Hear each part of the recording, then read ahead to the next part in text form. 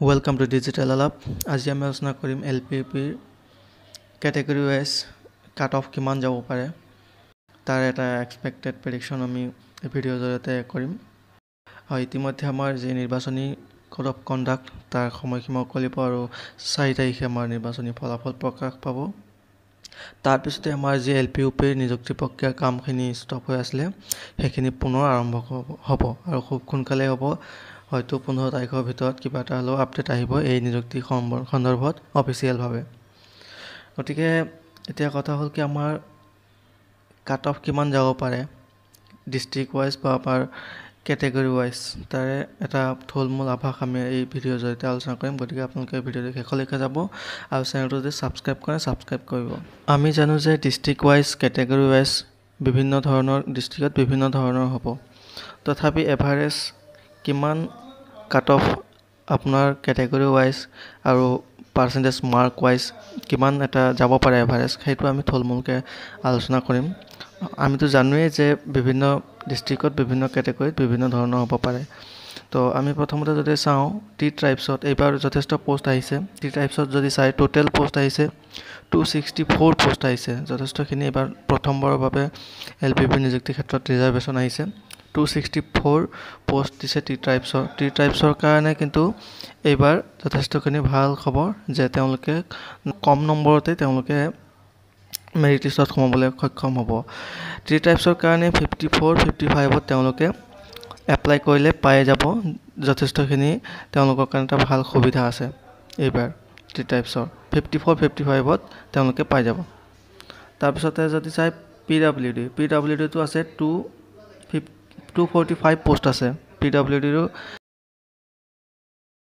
55 মান যাব পাৰে cut off PWD category 55-54।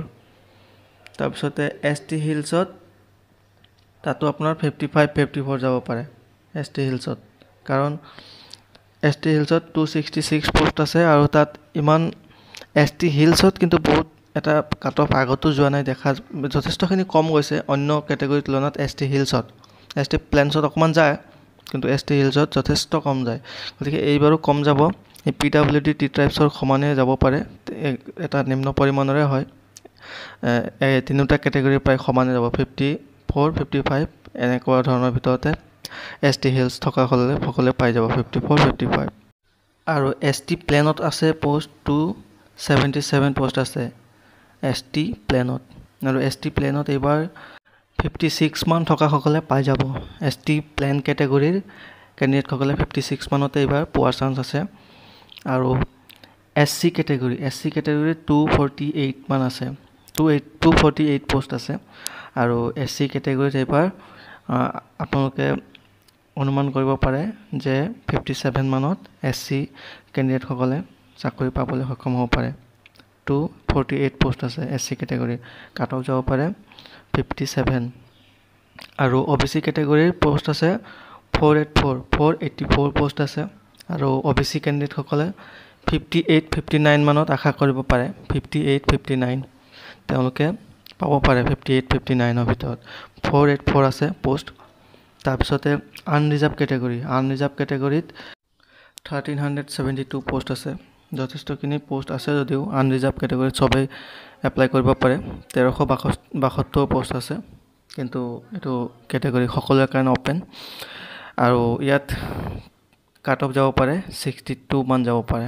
Unreserved কেটেগৰীত 62 মান যাব পাৰে কাট অফ LPৰ ক্ষেত্ৰত। গতিকে এইখিনি হৈছে আমাৰ আনুমানিক এটা কাট অফ। আনৰিজাৰ্ভৰ ক্ষেত্ৰত 62 মান যাব পাৰে। আপোনালোকৰ মতে কিমান যাব পাৰে আপোনালোকৰ নিজৰ কেটেগৰী ৱাইজে আপোনালোকে ক'ব। আপোনালোকৰো অনুমান বেলেগ হ'ব পাৰে, ইয়াতকৈ কম বেছি হ'ব পাৰে। আপোনালোকেও নিশ্চয়কৈ এপ্লাই কৰাৰ পিছত অনুমান কৰিছে, আমাৰ অনুমানৰ লগত নিমিলিব পাৰে।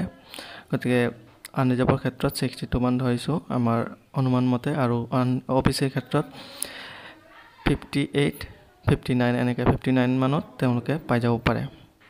গতিকে এইখিনি আছিলে কেটেগৰী ৱাইজ আনুমানিক এটা কাট অফ। আপোনালোকৰ মতে কিমান হয় আপোনালোকে নিশ্চয়কৈ জনাব।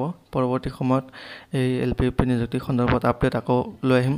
চেনেলটো যদি ছাবস্ক্ৰাইব কৰে ছাবস্ক্ৰাইব কৰি থ'ব। আজিলৈ থেংক ইউ।